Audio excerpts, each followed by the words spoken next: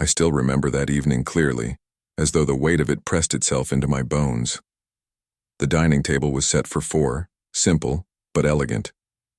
I had spent the day preparing the meal myself, wanting the night to feel warm, like the family dinners my late wife used to arrange. At 58, widowed for over a decade, I had grown accustomed to eating alone, but I looked forward to moments like this, when my son and his wife came over. It was my way of keeping the remnants of family alive. The smell of roasted chicken and saffron rice floated through the room. I lit the old brass candle holder that my wife had once polished every weekend. The soft glow reminded me of her. My heart ached, but it also steadied me. Tonight I wanted harmony. Tonight I wanted to believe that my sacrifices had meant something. Arman arrived late as usual. His wife Neha trailed behind him, dressed in an expensive designer kurta that spoke louder than words. I noticed how she didn't even glance at me as she slid her phone onto the table. Arman kissed my cheek half-heartedly, the kind of gesture done out of duty, not love. We sat. I asked about his work, his health, their plans. He gave short answers, distracted, as though he had come here not to connect, but to announce. His eyes, cold, ambitious, refused to meet mine directly. Halfway through the meal, while I poured myself some water, Arman set his fork down with a loud clink. The air shifted. His voice carried the kind of authority a man uses when delivering a decision, not opening a discussion. "Dad," he said, "I think it's time we talked about your finances. You're not young anymore. Handling such a big portfolio must be stressful at your age." I froze. My glass of water trembled slightly in my hand. I looked at him, waiting for the punchline that never came. Neha leaned in, her lips curled with a smile too rehearsed. "He's right, Papa. You've done enough all these years. It's only natural Arman steps in now to manage things responsibly." My fork felt heavy, useless. The room tilted, though no one else seemed to notice. I cleared my throat, trying to keep my voice calm. "And what exactly are you suggesting, Arman?" He met my eyes finally, but there was no warmth in his gaze, only entitlement. "I'm saying it's time I take over. The investments, the accounts, the properties, they should all be consolidated under my name. From now on, it'll be my responsibility." The word struck harder than any blow. For a moment I couldn't breathe.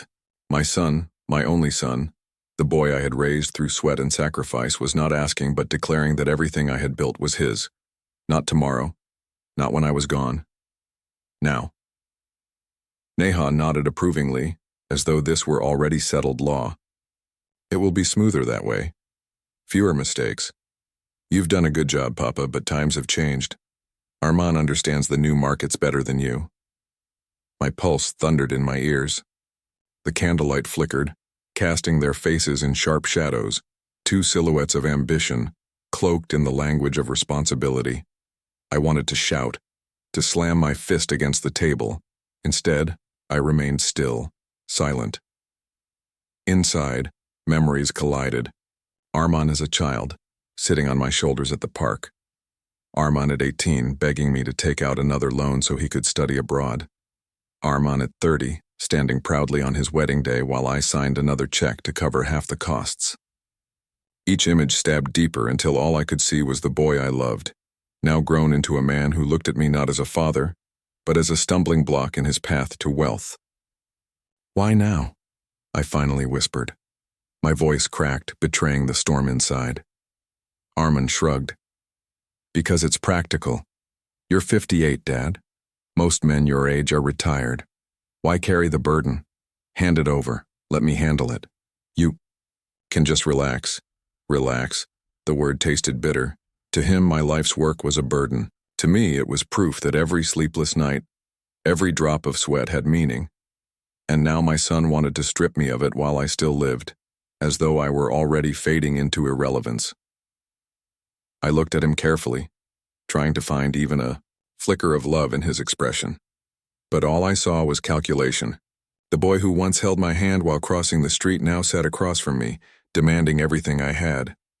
Silence stretched. My appetite vanished.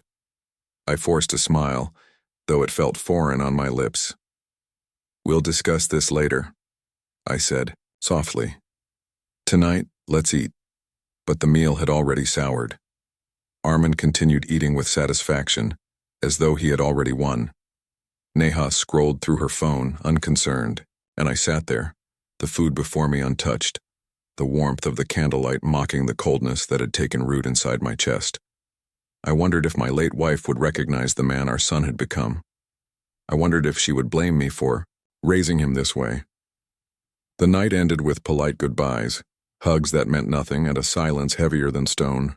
When the door closed behind them, I remained at the table alone, staring at the empty plates. The words replayed in my head again and again. From now on, it'll be my responsibility. That night, sleep abandoned me. I lay awake, the ceiling, a blur, my mind a battlefield. I had thought betrayal would come from strangers, never from my own flesh and blood. And yet, here it was. The seed of betrayal had been planted, and though I did not yet know how far its roots would spread, I knew one thing with certainty. Something inside me had shifted. A silence had settled, but it was not surrender. It was the silence before a storm. The morning after that unsettling dinner, I sat on the veranda, a cup of tea cooling between my palms. The sun rose slowly, painting the sky in shades of orange, but I felt no warmth in it. My son's words from last night echoed in my ears. Relentless. From now on, it'll be my responsibility. I tried to shake it off, telling myself maybe I had misunderstood. Maybe he spoke from concern, not greed. But the memory of his sharp tone, the pride in his eyes, and Neha's approving smile told me otherwise. Concern carries tenderness. What I had seen was ambition, naked, unapologetic. A week later, Armin visited again, this time without his wife. He carried a thick folder and set it on my table with the confidence of a man closing a deal. "I've drawn up a plan, Dad," he announced, opening the folder. Charts, spreadsheets, and property valuations spilled out. "If we consolidate all your investments under my name, I can restructure them. Higher returns, better diversification. You can live stress-free while I handle the work." I leaned back, my fingers tightening around the armrest of my chair. His language, so clinical, so rehearsed, sounded like a banker pitching to a client, not a son speaking to his father. "Armin," I said slowly, "I am not incapable of managing my affairs. I have handled these investments for decades. They have fed us, clothed us, educated you." He chuckled lightly, shaking his head as though I were a child clinging to old toys. "Dad, I'm not saying you did badly, but times have changed. You don't understand the markets the way I do. You're too old-fashioned." The word old cut deeper than he realized. To him, age equaled incompetence. To me, it meant experience, survival, and wisdom earned through scars he had never seen. I looked at his face, and for the first time, I realized how little of myself I recognized in him. The softness, the gratitude, the humility I had hoped to pass down, none of it remained. What stared back at me was hunger, thinly veiled as responsibility. Later that evening, Neha called. Her voice was sweet, but her words dripped with quiet disdain. "Papa, I really think you should let Armin manage everything. You've worked so hard and honestly. People your age shouldn't stress over money. It's unbecoming. Wouldn't it be nicer to spend your time resting, maybe traveling, while Armin builds on your foundation?" Unbecoming, another word like a knife. They spoke of my life's work as though it were a toy set to be passed down. I realized then that my daughter-in-law did not see me as a father figure, but as an obstacle to the wealth she and my son craved. That night, I sat alone in my study, surrounded by old ledgers and files, my late wife's photograph gazing down at me. Her eyes, even in stillness, carried the warmth of a woman who believed in sacrifice for family. My mind drifted back to years long past. I saw myself younger, sweaty and tired, working overtime shifts at the factory. I remembered selling a small plot of land, my father's gift to me, to pay for Armin's tuition abroad. I remembered the humiliation of standing before bank officers, begging for a loan so he could attend his dream university, promising them I'd repay every penny, and I remembered the letter he sent me on his graduation day. "Dad, I couldn't have done it without you." Those words had once filled me with pride. Now they mocked me, because the boy who had once acknowledged sacrifice had grown into a man who demanded ownership without gratitude. The rift widened further during family gatherings. At one dinner hosted by relatives, Armin raised his glass and casually joked, "Soon enough I'll be the one managing Dad's empire. He can finally retire in peace." Laughter followed, but not from me. I noticed the way Neha smirked, the way she gently squeezed Armin's arm as if to say, "You're right, it will all be ours." One relative leaned toward me, whispering, "Is that true? You're handing everything over already?" His tone carried both surprise and pity. I forced a smile, but inside I burned with shame. My son had turned my dignity into a public spectacle. At home, I confronted him. "Why humiliate me like that in front of the family?" He looked at me, unfazed. "Oh, come on, Dad. Don't take it so seriously. Everyone knows it's just a matter of time. Better they hear it now than later." "A matter of time," I repeated. My voice trembled, not from weakness but from rage held tightly in check. To him, my existence was nothing more than a waiting room for his inheritance. The disrespect from Neha grew subtler, sharper. She began correcting me in conversations, dismissing my opinions with a smile.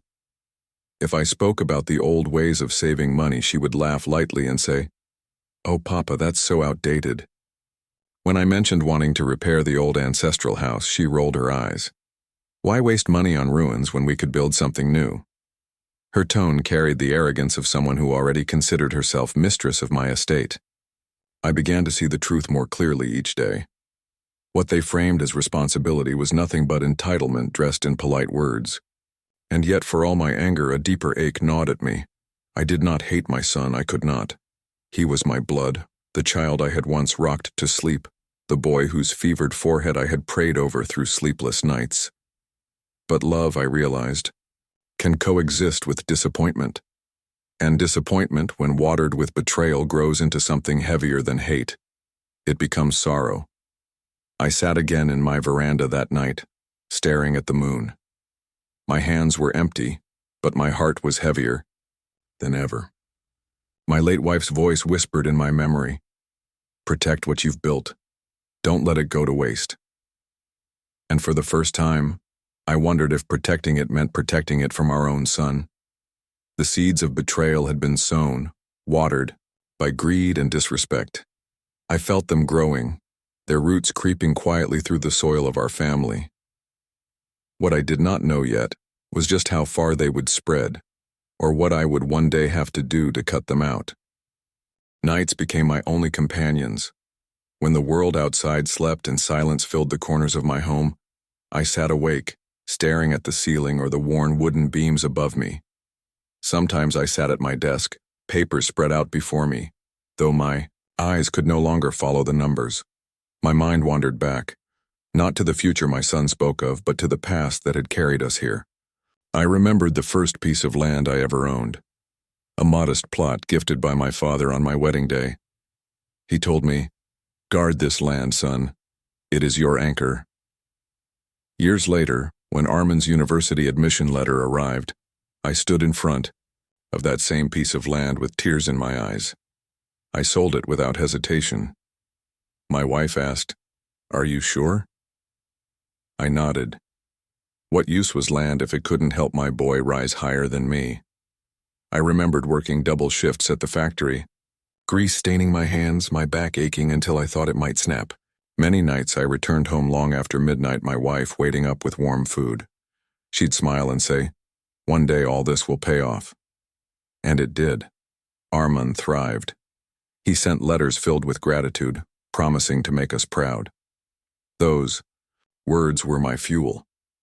Now, decades later, those same sacrifices had been reduced to bargaining chips, dismissed as the tired efforts of an old man. My son did not see me as a pillar, but as a crumbling wall standing in his way. One evening, Unable to contain the storm inside, I spoke aloud, though no one was there to hear. Why, Armand?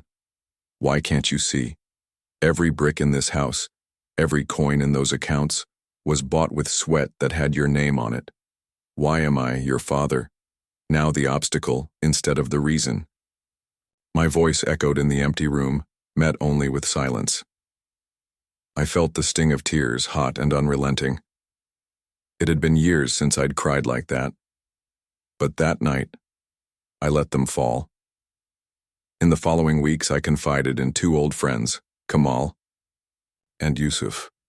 We met at a small tea shop where we had gathered for decades, the same shop where we once celebrated Armand's university acceptance. Kamal, always direct, frowned after I told him the story. Be cautious, brother. I've seen it before. Sons grow impatient. They want the inheritance before the father has even taken his last breath. Don't be blind. Protect yourself. Yusuf sighed, shaking his head slowly.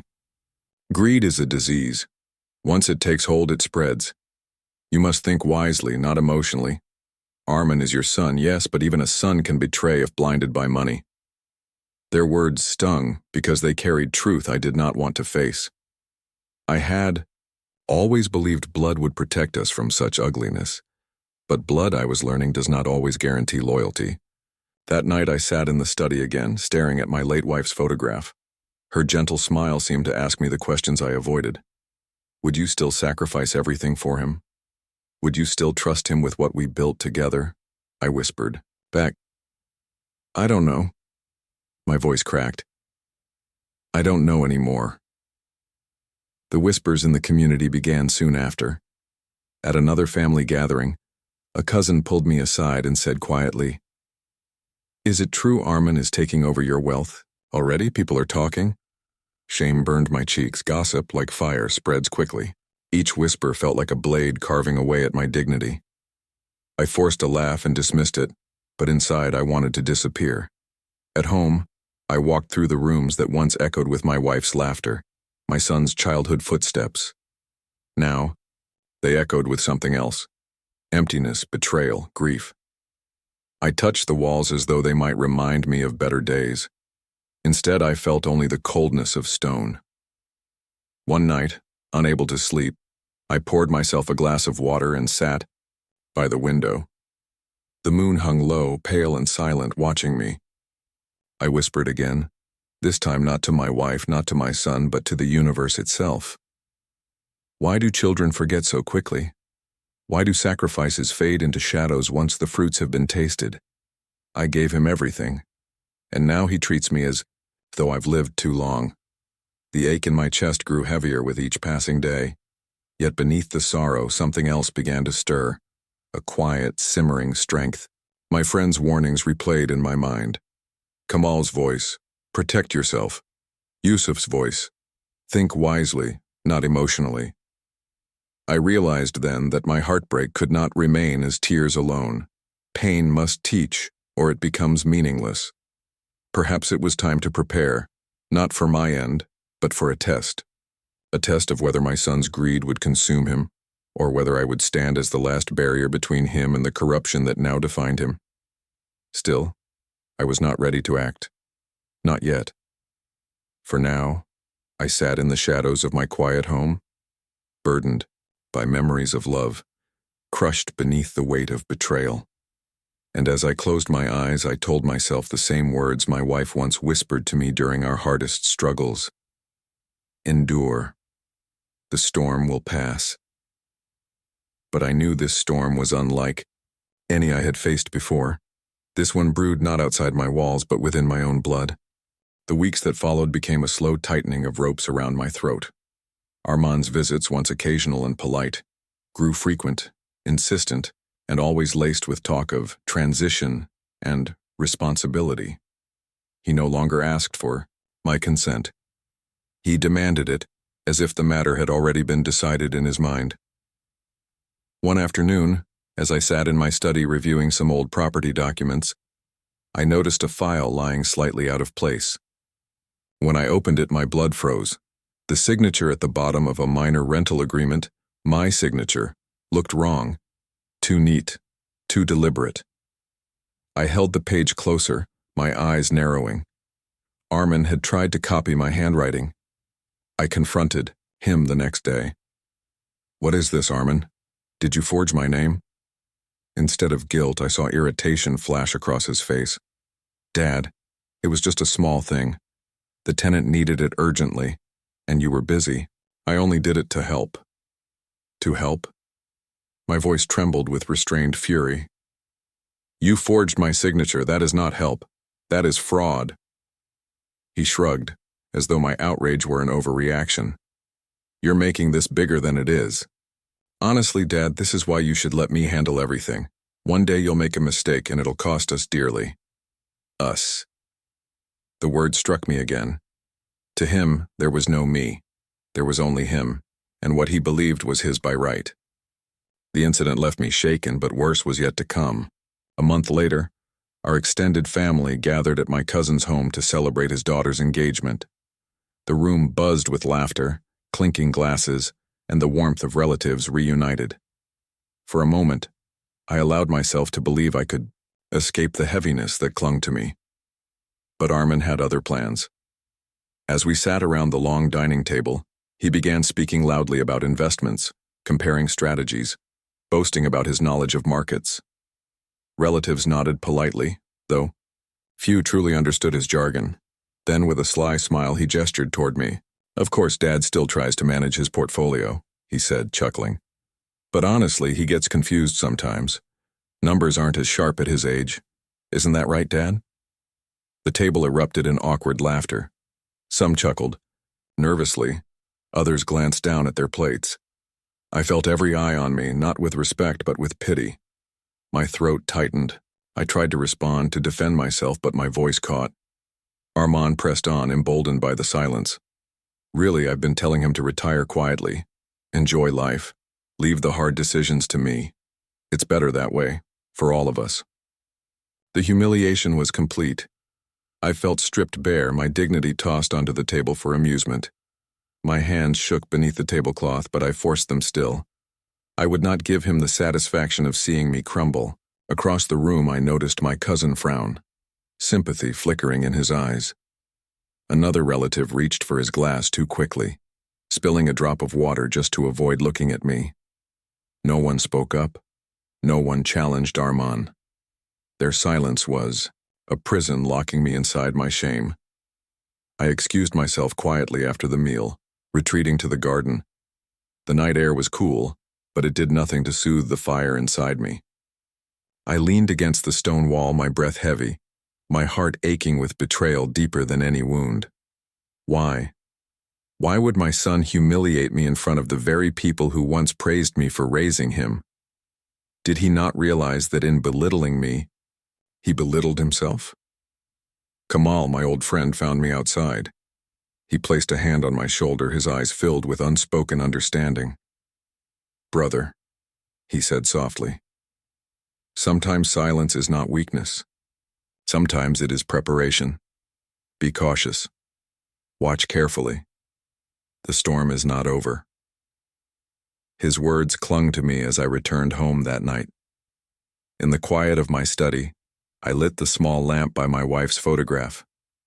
Her smile, frozen in time, gave me neither comfort nor answers. I spoke to her as though she sat across from me. "He calls me senile, old, irrelevant. He forges my name and mocks me before my family. What did we do wrong, love? Did we give too much? Did we raise him to believe that respect could be optional?" My voice cracked. Tears blurred my vision. For the first time in years, I felt not like a father, but like a stranger in my own family. Yet beneath the sorrow, something else began to stir. The humiliation had burned me, yes, but in the ashes I found a strange calm. I realized that rage could be a weapon, but patience could be sharper. Armin thought me weak, thought me senile, thought me defeated. Perhaps that was my greatest advantage. He saw only the surface of a weary father. He did not see the mind quietly, awakening beneath. From that night on, I began to plan. Not loudly, not rashly, but quietly, carefully, in the silence of my home where no one could mock me. I reviewed my accounts late into the night, studying every detail. I spoke to my lawyer discreetly under the pretense of routine check-ins. I met my financial advisor at odd hours, asking questions that seemed casual but carried deeper intent. Slowly, a path began to take shape. The humiliation at that family dinner had crushed me publicly, but it also forged something new within me: resolve. I would not let my son rob me of my dignity while I still breathed. Let him laugh. Let him believe he had already won. I knew, the truth, storms do not announce themselves with thunder first. They gather silently in the stillness before they strike. And I was ready to become that storm. The night after my public humiliation, I sat in my study long after the lamps had burned low. Papers lay scattered across the desk, accounts neatly filed yet now heavy with meaning. For years I had guarded these numbers as one guards treasure. To me, they were not merely investments. They were the embodiment of every sacrifice, every missed comfort, every drop of sweat shed for a better tomorrow. But now as I stared at them, I no longer saw security. I saw shackles. Shackles that bound me to my son's greed. Chains he believed would one day be his inheritance. He treated me not as a father, but as a vault waiting to be unlocked. That night I whispered aloud, though the house was silent. If my existence is only worth what I own, then perhaps it is time to take that worth away. The next morning, I acted. I called Mr. Sharma, my lawyer of 30 years.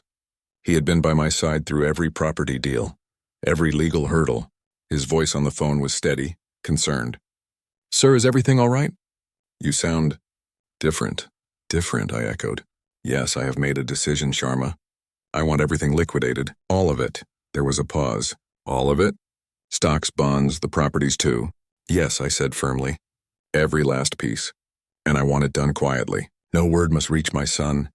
His tone grew cautious. "This is not a small matter. Once done, there is no going back." "May I ask why?" I closed my eyes, seeing Armin's smirk at the dinner table, hearing Neha's condescending voice telling me to retire. Because wealth should build, not destroy. And right now it is destroying the very bond it was meant to protect. Sharma said nothing for a long while, then finally replied, "If this is your wish, I will prepare the paperwork." The following week I met with my financial advisor, a man named Rao who had managed my accounts with quiet diligence for years.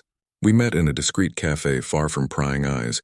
I leaned in, my voice low but resolute. "Rao, I want to sell everything. Every share, every bond. Transfer the proceeds into liquid accounts." He blinked, stunned. "Sir, forgive me, but this is unprecedented. Your portfolio is healthy. It generates steady income. Why dismantle it?" I looked him squarely in the eye. "Because I do not wish to leave behind wealth. I wish to leave behind impact." His confusion turned slowly into understanding. "You mean donations?" "Yes," I said. "Scholarships, hospitals, orphanages, community projects. My wife always dreamed of helping the less fortunate. I will honor her dream now." For the first time in months, a strange calm washed over me. While my son schemed to take what he had not earned, I would give freely to those who truly needed it. The contrast could not have been sharper, his greed against my generosity. Over the next several weeks, the process unfolded quietly. Stocks were sold. Bonds matured early. Properties that once defined my pride were transferred into charitable trusts. Each signature I penned felt like a knife cutting through the invisible threads that bound me to Armin's entitlement. With every step, I felt lighter. My wealth no longer felt like chains. It became wings carrying hope into the world beyond my walls. The first donation funded a scholarship program for underprivileged children. I visited the school anonymously, watching children laugh and run across a dusty courtyard. Their joy was pure, untainted by entitlement. I whispered to myself, "This is what wealth was meant for." The second donation went to a local hospital. A new wing was announced, dedicated to my late wife's memory. When I saw her name engraved on the foundation stone, tears filled my eyes. For the first time since her passing, I felt she was with me again, smiling at the choice I had made. Meanwhile, Armand continued visiting, his arrogance unbroken, unaware of the storm brewing beneath his feet. He still spoke of consolidation, of future growth, boasting about the fortune he believed was already his. Each time I listened quietly, nodding, offering little. My silence fueled his confidence, and he mistook it for surrender. He did not know that with every word he spoke, the ground beneath him grew thinner, hollowed out by the choices I had already made. At night I no longer lay awake in torment. Sleep returned to me, soft and steady, because I knew the wealth I had built was no longer a curse. It was no longer a sword hanging above me, controlled by the greed of my son. It had become something sacred, something untouchable. Still, I was not blind. I knew the day of reckoning would come. When Armand discovered the truth, his rage would be fierce. His humiliation would be complete. And yet I did not fear it. For once I felt peace. One evening, as I sat on the veranda with a cup of tea, Kamal joined me. He had noticed the change in my demeanor. "You look calmer," he remarked. "What have you done?" I smiled faintly. "I have done what fathers rarely do. I have chosen dignity over legacy, love over greed. I have freed myself." Kamal studied me quietly, then nodded. "Perhaps this is the only way." I gazed at the horizon, the sky painted with shades of dusk. My heart was no longer heavy. It carried a quiet strength, the strength of a man who had made his choice. Armand believed wealth defined me, but I had discovered the truth. It was never about what I owned. It was about what I gave. The storm was coming. I could feel it in the shifting winds and the restless silence that followed Armand's every demand. But I was ready to stand firm, not with wealth in my hand, but with peace in my heart. For the first time in years, I was free. The days that followed were deceptively ordinary. I tended to my garden in the mornings, watered the roses my wife once adored, and shared tea with neighbors who came by for casual conversation. On the surface, life moved gently, unhurried, almost serene, but beneath that calm, an undercurrent of tension simmered. I could feel it in the way Armand's calls grew more frequent, his tone sharper. He had grown used to receiving monthly account updates from Rao, my financial advisor. But this month, the statements were delayed, deliberately held back. It did not take long for suspicion to sprout. "Papa," Armand said one evening, dropping by unannounced. His tie was loosened, his face flushed with impatience. "I noticed I haven't received the latest reports on your accounts. Usually Rao emails me directly. Is something wrong?" I looked up from my cup of tea, my expression steady, almost indulgent. "Rao must be busy, Beta. Patience is a virtue, after all. Not everything comes on schedule." His jaw tightened. "I like to be on top of these things. You know that. It's better for planning." I smiled faintly. "Ah yes, planning. But tell me, Armand, can you plan the rain? Can you command the seasons to arrive when you wish?" He frowned, unsettled by my cryptic words. I left it at that, letting silence stretch between us. Silence, I had learned, was more powerful than any argument. A few days later, Neha called me. Her voice was laced with the same entitled sharpness as my son's. "Papa," she began sweetly, "Armand tells me the statements haven't come. We're worried. Is everything all right? Maybe you're overburdened. You should let Armand take charge fully." I chuckled softly. "My dear, you worry too much. The world does not collapse because of one delayed report." Her tone hardened, though she tried to disguise it with laughter. "Still, at your age, transparency is important. Don't you think?" I let her words hang in the air, offering no reply. The silence unsettled her more than any confrontation could. Meanwhile, Armand carried on in his usual circles, boasting to relatives and friends about the fortune he believed was already his. At a cousin's wedding, I overheard him saying, "Once my father hands over full control, I'll expand the portfolio. Imagine doubling our real estate holdings in 5 years." The relatives nodded politely, but I caught the flicker of doubt in their eyes. They looked at me across the room, as if wondering whether his claims held truth. I smiled back at them, offering no explanation. Let them wonder. Each boast Armand made only deepened the contrast I wanted the world to see, his greed swelling while my silence grew dignified. But his suspicion gnawed at him. One evening he stormed into my study without knocking. His face was taut, eyes restless. "Papa, I've been calling Rao all week." He's dodging my calls. "What's going on?" I leaned back in my chair, folding my hands. "Perhaps Rao understands that my affairs are mine to discuss, not yours." His eyes widened, incredulous. "But I'm your son. Who else should handle this? You can't shut me out." I let the words sink in, then said calmly, "A son earns trust through respect, not demand. Remember that." His fists clenched at his sides, but he said nothing more. He left the room, the door slamming behind him. That night, I sat alone on the veranda, the cool breeze carrying with it a strange sense of anticipation. The storm was close now. I could see it in my son's restless eyes, feel it in the silence that followed our conversations. But I remained calm. For once I was not the one trapped, he was. A week later, Armin invited me to dinner at his home. Perhaps he thought a change of setting might soften my resolve. At the table, as Neha poured wine and set dishes before us, Armin leaned forward, his voice deceptively casual. Papa, you know, Neha and I have been thinking about the future. With the way markets are shifting, we should be prepared. Maybe even look at international investments. I raised an eyebrow. We? Yes, he said quickly. I mean the family. It's better if decisions are centralized. That way there's no confusion. I set my fork down and looked him squarely in the eye. Confusion only arises when people believe something belongs to them before it truly does. For a brief moment, the room grew cold. Neha forced a laugh, trying to break the tension. Papa, you're so witty. But really, Armin just wants what's best for everyone. I smiled thinly, saying nothing. The silence that followed was louder than any outburst. As weeks passed, the suspense thickened. Armin's calls became more desperate, his questions more pointed. Yet with each probe I responded with calm wisdom, deflecting, diverting, never confirming. The accounts were already empty, the properties already transferred. But he did not know, not yet. He still strutted through life with the arrogance of a man who believed his fortune was secured. And that was the cruelest irony of all.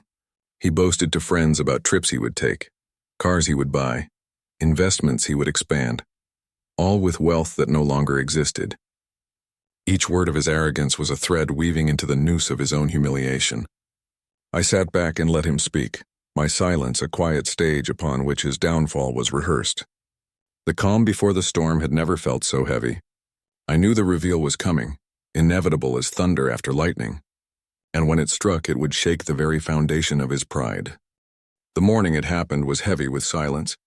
A storm gathered outside, clouds swelling over the city like bruises in the sky.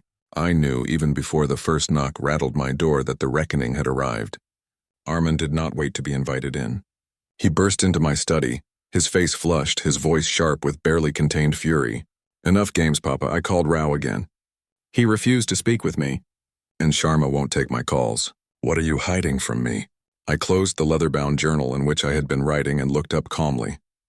Sit, Armin. He didn't. He slammed his palms on the desk instead. No, I want answers now. Show me the accounts. Show me the portfolio.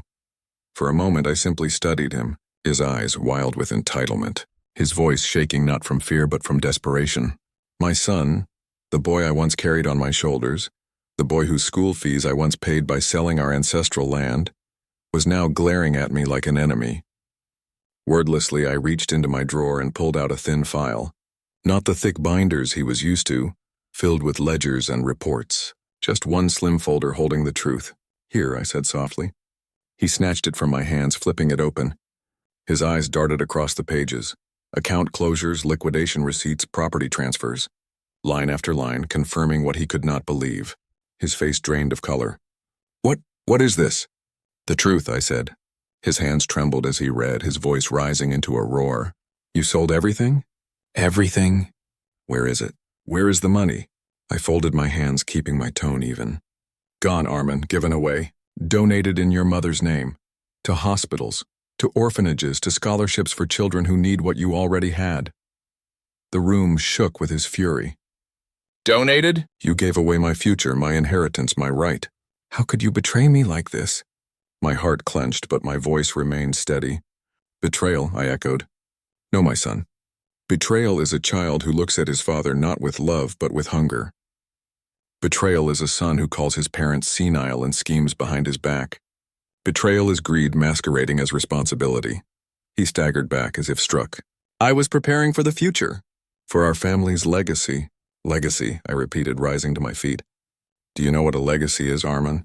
It is not the cars you boast of buying, not the lands you dream of owning. A legacy is kindness remembered. A legacy is hope planted in the hearts of those who had none. That is what your mother and I believed in. And that is what I have now done. His chest heaved, his words venomous. You've ruined me. Do you understand? You've left me with nothing.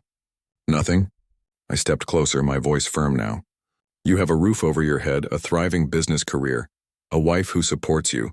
I gave you the best education, every opportunity, every advantage. If that feels like nothing to you, then the fault is not in what I left, but in what you became." His face twisted with rage. "You think you're righteous, but you're selfish. This wealth was supposed to grow under me, not rot away in some charity." "Rot?" My voice sharpened like a blade. "Tell me, Armand, what rots faster, gold locked in a vault or the soul of a man consumed by greed?" He fell silent, but his eyes blazed. He clenched the file so tightly the papers crumpled in his fists. I softened my tone, though my words carried weight. "I did not do this to punish you, Armand. I did this to free us both. To show you that wealth is a tool, not a crown. You wore it like a crown before you even held it." Tears of rage welled in his eyes. "You've destroyed me," he whispered hoarsely. "No," I said quietly. "I've destroyed the illusion you built. The illusion that money was your birthright. It never was. Your birthright was love, respect, values, and you threw them aside." For a moment, silence blanketed the room. Outside, thunder cracked, shaking the windows. Finally, Armand dropped the file onto the desk, his shoulders trembling. "I can never forgive you for this." I looked at him, my son, my blood, and felt a pain deeper than any wound. Yet I did not falter. Perhaps not. But forgiveness is not the measure of my actions. Integrity is. I will leave this world knowing I honored your mother's dream, and that I chose dignity over greed. Whether you understand that now, or only years later, is in your hands." He turned away, fists clenched, his body taut with fury. At the door he paused, his voice bitter. "You'll regret this when you're alone, old man." I felt the words pierce, but I stood tall. Better alone with peace than surrounded by family poisoned by greed. The door slammed shut, leaving behind an echo that seemed to shake the walls. I sank back into my chair, my body weary but my heart strangely light. The storm had broken, the truth laid bare. I had lost my son's affection, perhaps forever, but I had preserved something greater. The wealth was gone, yes, but in its place stood hospitals that would heal, schools that would teach, children who would dream. That was a legacy no rage could erase. And as the rain poured down outside, I whispered softly, almost as if to my late wife, "It is done." The days following our confrontation felt like a shift in season. For me, the storm had passed, leaving behind clarity and quiet peace. But for Armand, the clouds only grew darker. At first, he tried to carry on as if nothing had happened. He strutted into family gatherings, spoke with the same swagger, and hinted at grand plans for investments that no longer existed. But the truth, like water, has a way of seeping into every crack. It began with whispers among relatives. A cousin who worked at the bank mentioned that properties had been transferred. An uncle heard from a trustee about scholarships launched in my wife's name. Soon the story spread like wildfire. I had liquidated everything, and not a single rupee had gone to Armand. At a family lunch, one of Armand's uncles clapped him on the back and said with a smirk, "So, nephew, how does it feel to be outsmarted by your own father?" The laughter that followed was light, but it cut him deeply.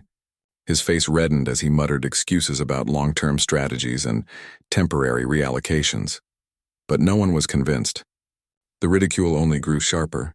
Friends who once praised his supposed financial genius now kept their distance, whispering behind his back. At business meetings, colleagues who had envied his upcoming inheritance now chuckled quietly, treating him as a cautionary tale. The arrogance that had once made him feel powerful now left him exposed, naked before the world's judgment. At home, things grew worse. Neha's patience, once thinly veiled, shattered completely. One night, their voices carried through the walls when I visited unexpectedly. "You promised me everything," she screamed. "You told me we'd be rich, that your father's wealth would secure our future. And now nothing. Not a single thing left." Armand's voice cracked with frustration. How was I supposed to know he'd do this? "Who sells everything and gives it away?" Neha spat back, her tone venomous. "A wise man. Wiser than you. You stood there mocking him, calling him senile while he planned circles around you. And now we're the fools. You've humiliated me, Armand, in front of everyone." Her words, sharper than any knife, pierced him in places even I could not reach. I heard a crash, perhaps a glass thrown, perhaps a chair overturned. The silence that followed was heavier than thunder. Meanwhile, beyond the walls of his shame, something else was happening.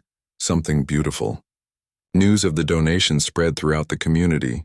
The hospital unveiled a new wing dedicated to my late wife, and I was invited to cut the ribbon. Doctors, nurses, and patients gathered, their applause echoing in my ears. One mother pressed my hands in gratitude, tears streaming down her face as she said, "Because of you, my child will live."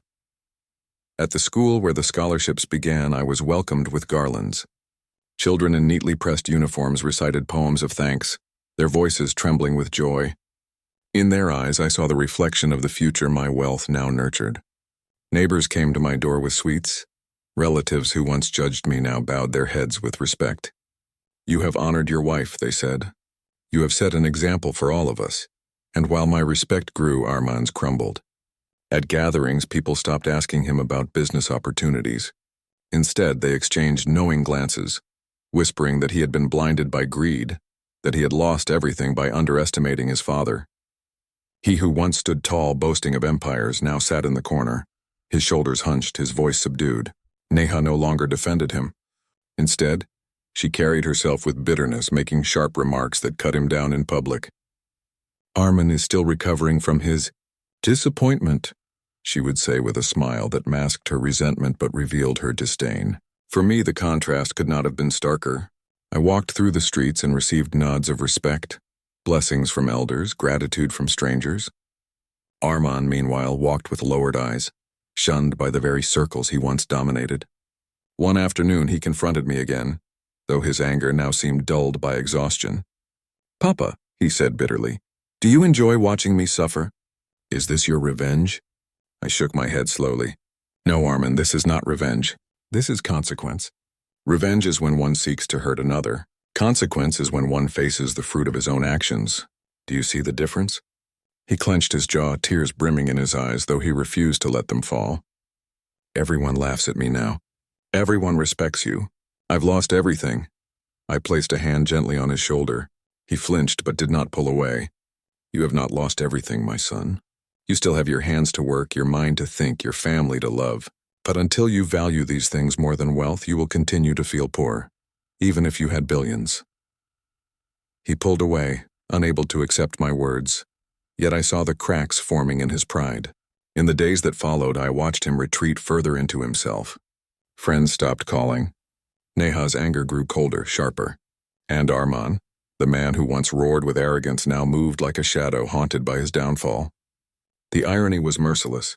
His arrogance had built a tower around him, and now humiliation tore it down brick by brick. And in the rubble he stood alone, stripped of the illusions he once held. Meanwhile, I found peace. My evenings were filled with laughter from children I sponsored, gratitude from families who received aid, respect from a community that now saw me not as a wealthy man, but as a man of purpose. The contrast could not be clearer. His greed had left him isolated, mocked, humiliated. My generosity had left me uplifted, honored, at peace. And though my heart ached for the boy I once raised, I knew this was the lesson life had to teach him. A lesson sharper than my words, harsher than my decisions. The downfall of arrogance was not my doing, it was his own. The hospital smelled faintly of antiseptic and hope. Sunlight streamed through the wide windows of the new wing, its polished floors gleaming beneath my feet. On the wall, carved into a plaque of marble, were the words, "In loving memory of Anjali Sharma, who believed every life deserved dignity." I stood before it for a long time, my fingertips grazing the cold stone. For years I had carried her memory in silence, feeling it slip further away with each passing day. But now, seeing her name enshrined not only in my heart but in the walls of this place of healing, I felt as though she had returned. Her dream, once just whispers between us late at night, had found a body, a home, a permanence. Around me, nurses bustled, doctors hurried, patients rested with cautious smiles. A young boy walked past, his head wrapped in bandages, his mother's hand gripping his tightly. When she noticed me standing there, she stopped, bowed deeply and whispered, "Because of you, he has another chance." Tears filled my eyes, though I quickly blinked them away. This was wealth, not the stocks and properties my son had coveted, but the power to ease pain, to build futures, to honor the love of my life. Later that evening, I sat in the hospital garden, watching the fading sun paint the sky in hues of orange and gold. For the first time in years, my heart felt light. Yes, my relationship with Armand was fractured, perhaps beyond repair, but I had come to accept it. Some bonds poisoned by greed cannot be mended by money nor even by love. Justice demanded a price, and the price was distance. As I reflected in silence, I heard footsteps approach. When I turned, I was surprised to see Neha. She was dressed simply, no trace of her usual sharp elegance, her eyes carrying a softness I had never seen before. "Papa," she said quietly, almost hesitantly. I inclined my head. "Neha, what brings you here?" She sat down on the bench beside me, leaving a respectful distance. For a moment she said nothing, her hands twisting in her lap. Then in a voice barely above a whisper, she began. "I came to apologize." I looked at her, eyebrows raised, but I did not interrupt. "I was wrong," she continued, her eyes glistening. "I encouraged Armin's arrogance. I mocked you when I should have honored you. And now everything has fallen apart. He is not the same man anymore. Our home is filled with silence, with anger. And I know I share the blame." Her words trembled, carrying none of the sharpness I had once grown used to. For the first time I saw not arrogance in her, but shame. "I cannot change what I said or how I treated you," she whispered. "But I want to ask for your forgiveness, not for myself alone, but for our family, for the mistakes we made." I studied her face carefully. The humility there was genuine. Yet I also knew the dangers of misplaced mercy. "Neha," I said softly, "forgiveness is not a gift I withhold. I forgive you. I forgive Armin. But forgiveness does not mean I will forget. Respect once broken must be rebuilt with time, with actions, not words." She nodded, tears spilling freely now. "I understand." I placed a hand gently on the bench between us, a gesture of peace but also of boundary. "I will always be here if either of you truly seek wisdom, if you wish to walk a path different from the one greed led you down. But I will no longer allow my dignity to be the cost of your lessons." That chapter is closed. Her shoulders shook, but she nodded again, accepting the truth of my words. "Thank you, Papa, for your honesty, for your strength. Perhaps one day Armin will see what I see now." I turned back to the horizon, the sun now sinking low, painting the world in fading light. Perhaps, but until that day I have peace. That is enough for me. We sat in silence for a while, the sounds of the hospital drifting around us, the laughter of children, the distant hum of medical machines, the footsteps of healers. It was not silence of discomfort, but of reflection, of something quietly mending even if not fully healed. When Neha finally rose to leave, she bowed deeply. "Whatever happens, I am grateful for what you have done, for this wing, for these children, for the hope you've given, and I'm sorry for the pain I caused you." I gave her a small nod. "Go in peace, Neha, learn from this. Teach Armin if you can. That will be the greatest apology." She walked away slowly, her figure fading into the corridors of the hospital. I remained seated, my heart steady. I knew that my path and Armin's might never align again. The wound between us ran deep. But in the quiet strength of that evening, with the memory of my wife enshrined in stone and the gratitude of strangers echoing in my ears, I found resolution. Justice had been served, dignity restored, and a legacy born not of wealth but of compassion. I was no longer merely a father betrayed. I was a man at peace. I sit here tonight with the lamp casting a soft glow across my study, the same room where for decades I managed every rupee, every ledger, every dream. The shelves once stacked with account files and property deeds are now bare. My pen, once busy signing papers of growth and acquisition, rests quietly beside me. And yet, despite what I no longer own, I feel wealthier than ever before. Because true wealth was never in those numbers. It was in choices, in dignity, in the freedom to leave this world with my head held high, not bowed to the greed of even those I loved most. My story is not unique. Many listening to me tonight may recognize shades of it in their own lives. A child who forgets the sacrifices made for him. A relative whose love is measured only in property shares. A family gathering that turns into a battlefield of entitlement. These are wounds that scar deeper than any financial loss. I want you to understand this. Wealth can be rebuilt. Investments can rise again. But once respect is gone, once gratitude is replaced with entitlement, nothing of value remains. I remember the day Armin first called me too old. The word struck harder than any illness or misfortune ever could. Not because of the insult itself, but because of what it revealed. That my son no longer saw me as his father, his guide, his well-wisher. He saw me as an obstacle, a stepping stone to his imagined empire. That moment, more than anything, shattered my heart. Respect cannot be demanded. It must be nurtured. I raised my son with love, with sacrifice, with relentless work. I gave him education when it meant selling my ancestral land. I carried burdens so his back could remain straight, and in return he offered me arrogance cloaked as concern. He mistook my silence for weakness, my calm for ignorance. But silence is not always surrender. Sometimes silence is preparation. When I chose to liquidate everything, I knew what storm awaited me. His rage, his accusations, his cries of betrayal.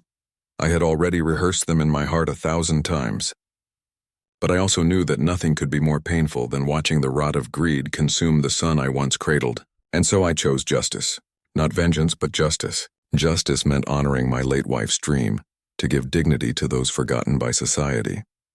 Justice meant ensuring that my life's work would never be twisted into fuel for arrogance, but transformed into seeds of compassion.